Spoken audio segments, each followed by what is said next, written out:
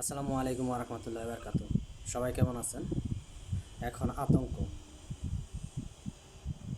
পুরো দেশ জুড়ে আতঙ্ক। আতঙ্ক একটা সৃষ্টি হয়ে গেছে। এতদিন মানুষ আতঙ্ক ছিল রাসেল ভাইপার সাপ নিয়ে, আর এখন আতঙ্ক হচ্ছে জুনিয়র সাকিব আর শিখাকে নিয়ে। যে কিছুদিন আগে যে ঘটনাটা ঘটে গেছে, আসলে এটা কি বলবো, বলার মতো নাই। তো এখন কিছু ইউটিউবাররা এই জিনিসটাকে এমন করে তুলে ধরতেছে যে মানুষ আতঙ্ক না হলেও আতঙ্ক হবে, আর যারা ভিডিওটা দেখে নেয় বা তাদেরকে দেখে নেয় তারাও দেখতে মন চাইবে। আর এগুলো দেখে দেখা গেছে কি প্রত্যেকটা মানুষের ভিতরে একটা আতঙ্ক ঢুকে দেবো, স্বামী স্ত্রীর ভিতরে একটা বিশ্বাস যে জিনিসটা ওইটা দেবে আমি মনে করি।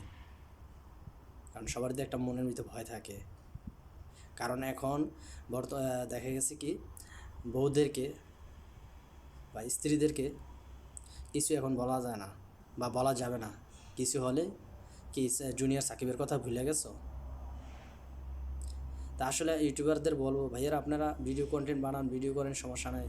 এমন কিছু করেন না যে ফ্যামিলিদের সমস্যা হয় বা ফ্যামিলিরা আপনাদের ভিডিওগুলো দেখে।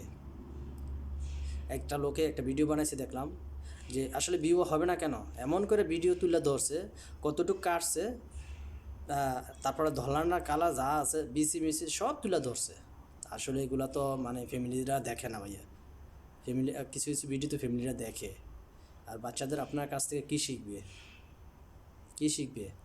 আর তারা কী বার্তা দিতেছে? আমি তো মনে করবো তারা দুজনই খারাপ। দুজন যদি খারাপ না হতো তাহলে তার এগুলো হইতো না। তারপর একটা ভিডিওতে সে সাক্ষাৎকার দিছে, ড্রিঙ্কস করছে, ড্রিঙ্কস করে তার ড্রিঙ্কসের সাথে কি মিক্স করছে, তাকে 75 টাকা দিয়ে বলে কি একটা ড্রিঙ্কস আনছে। তো ড্রিঙ্কসটা কি? নিশ্চয়ই কোল্ড ড্রিঙ্ক, অ্যালকো অ্যালকো সে বলতেছে কি তার ওয়াইফ খাইব না, সে খাইবে, তাকে খাওয়ার জন্য বলছে। তো সে বলছে যে টাকা দিয়ে কিনে আনছে, ফালাই দিলে হলে তো হালাল হইব না। তো হালাল করার জন্য সে খাইছে। তো নেশাগ্রস্ত জিনিস এটা হালাল হারাম কি? সবই তো হারাম, সবই তো হারাম, এরকম মতলবই তো হারাম। তো আসলে তারা টিকটক মারানি আর কি বলবো, টিকটকে পুরো জগৎ খাইছে। আর তারা বর্তমানে এমন অবস্থা করে দিছে যে আসলে মানুষের ভিতরে এখন একটা আতঙ্ক, ছেলে বলেন মেয়ে বলেন। তো এখন আর কাউকে কিছু বলা যায় না, বাহিরে বলেন ঘরে বলেন, কাউকে কিছু বলা যায় না। আর তারপরে ওই যে জুনিয়র কি হা বোকা জুনাইদ, বোকা জুনাইদ বোকা জুনাইদ বলে হোয়াটসঅ্যাপ দিক দিয়ে আসে, কোথায় যাবে?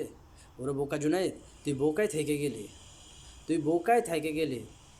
তো একটা জিনিস মাথায় খেয়াল রাখিস, আজকে জুনিয়র সাকিবের সাথে যা হয়েছে এমনও হতে পারে তোর সাথে তাও হইতে পারে। কারণ তুই এখন যে এই যে বিপি ইমরানের বউ নিয়ে ভিডিও বানাস, তারপরে যে কি গ্রামের তামান্না না গরিবের তামান্না, তাদেরকে যে নিয়ে ভিডিও বানাস, বিয়ে করলে দেখবি তোরা এমনও হতে পারে। তো তোরা ভিডিও বানা, কন্টেন্ট বানা, ভালো বানা, যে পোলা মানুষ, ছেলে মেয়ে এবং কি বয়স্ক যারা দেখে দেখে বিনোদন পায়, তোদের কাছ থেকে ভালো কিছু শিখতে পায়, তোদেরকে ফলো করে ভালো কিছু শেখার জন্য, ভালো কিছু শেখার জন্য। তো তোরা কিছু টাকা হেল্প করছস, ভালো কথা। তাই বললে যে এরকম করে ভিডিও করবি, ভিডিও বানাবি, এরকম ধরনের প্রশ্ন করবি, ওগুলো যুক্তি আসে না। সমাজ তোমাদেরকে ফলো করে কিছু শেখার জন্য, সমাজে কিছু ভালো কিছু দেওয়ার চেষ্টা করো। এখন প্রত্যেকটা মানুষই আতঙ্কে আছে, সবার ভিতরে একটা ভয়। যাই আগে যতটুকু বিশ্বাস করতো, এখন এই বিশ্বাস জিনিসটা থাকবে না।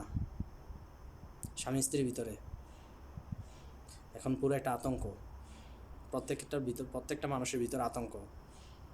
তো যাই হোক, সবাই ভালো থাকবেন, সুস্থ থাকবেন। আল্লাহ হাফেজ।